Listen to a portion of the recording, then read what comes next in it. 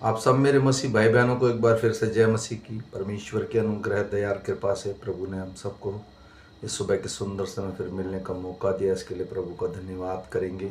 आज तारीख है 2/7/2025 और हम सुबह का वचन पढ़ेंगे। जो मेरा बहन भाई मुझे लगभग 365 दिन फॉलो करेगा, करीब पूरी की पूरी बाइबल कंप्लीट कर लेगा। मेरे भाई और बहनों, मैं सिर्फ बेसिक बाइबल पढ़ता हूँ ताकि हम बेसिक बाइबल समझने पाएँ। जब प्रभु के उत्तम दास हमें वचन बताएं तो हम उसे सीखने पाएँ। आइए हम पढ़ेंगे प्रेरितों के काम उसका 11 अध्याय। इसके पढ़े और सुने जाने पर प्रभु की आशीष हो। फिर प्रेरितों और भाइयों ने जो यहूदिया में थे सुना कि अन्य जातियों ने भी परमेश्वर का वचन मान लिया है। अंत जब पतरस यरूशलेम में आया तो खतना किए हुए लोग उससे वाद विवाद करने लगे। तूने खतना रहित लोगों के यहाँ जाकर उनके साथ खाया। तब पतरस ने उन्हें आरंभ से क्रमानुसार कह सुनाया। मैं याफा नगर में प्रार्थना कर रहा था और बेसुध होकर एक दर्शन देखा कि एक पात्र बड़ी चादर के समान चारों कोनों से लटकाया हुआ आकाश से उतरकर मेरे पास आया। जब मैंने उस पर ध्यान किया तो उसे पृथ्वी के चौपाए और वन पशु और रेंगने वाले जंतु और आकाश के पक्षी देखे और यह शब्द भी सुना, हे पतरस, उठ, मार और खा। मैंने कहा, नहीं प्रभु, मैं नहीं, क्योंकि कोई अपवित्र या अशुद्ध वस्तु मेरे मुंह में कभी नहीं गई। इसके उत्तर में आकाश से दूसरी बार शब्द हुआ, जो कुछ परमेश्वर ने शुद्ध ठहराया है उसे अशुद्ध मत कह। 3 बार ऐसा ही हुआ।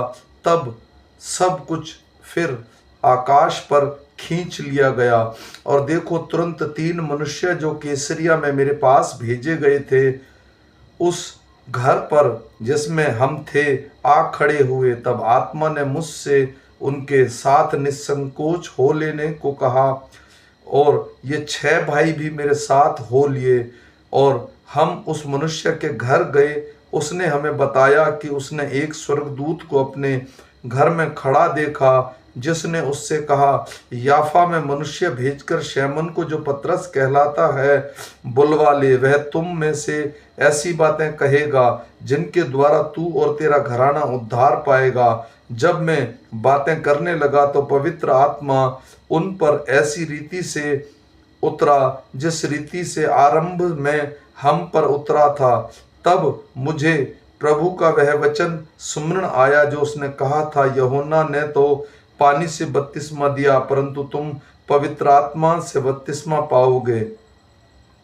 अंत जब परमेश्वर ने उन्हें भी वही दान दिया जो हमें प्रभु यीशु मसीह पर विश्वास करने से मिला था, तो मैं कौन था जो परमेश्वर को रोक सकता। यह सुनकर वे चुप रहे और परमेश्वर की बड़ाई करके कहने लगे, तब तो परमेश्वर ने अन्य जातियों को भी जीवन के लिए मन फिराव का दान दिया है। जो लोग उस कलेश के मारे रिस्तफनुस के कारण पड़ा था तितर बितर हो गए थे। वे फिरते फिरते फिनीके और साइप्राइस और अंतकिया में पहुंचे, परंतु यहूदियों को छोड़ किसी और को वचन न सुनाते थे।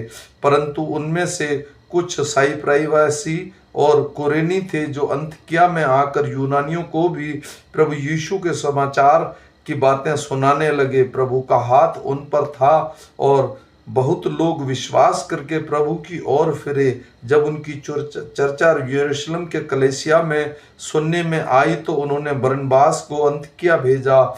वह वहां जाकर और परमेश्वर के अनुग्रह को देखकर आनंदित हुआ और सबको उपदेश दिया कि तन मन लगाकर प्रभु से लिपटे रहो। वह एक भला मनुष्य था और पवित्र आत्मा और विश्वास से परिपूर्ण था और अन्य बहुत से लोग प्रभु से आ मिले।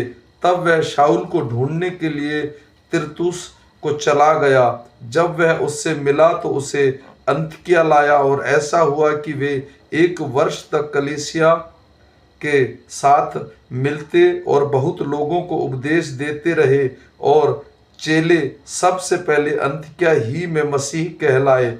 उन्हीं दिनों में कई भविष्यवक्ता यरूशलेम में अंतकिया आए। उनमें से अग्युस नामक एक ने खड़े होकर आत्मा की प्रेरणा से यह बताया कि सारे जगत में बड़ा अकाल पड़ेगा। वह अकाल लौदीकिया के समय में पड़ा।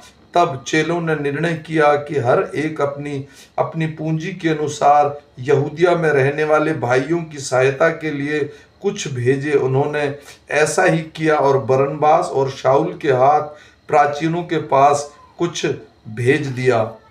आमीन। मेरे भाई और बहनों, ये छोटा सा वचन है। हम फिर मिलेंगे शाम के वचन के साथ। तब तक परमेश्वर का अनुग्रह, कृपा और दया हम पर और हमारे परिवारों पर अब से लेकर अनंत काल तक होती रही। सबको जय मसीह की।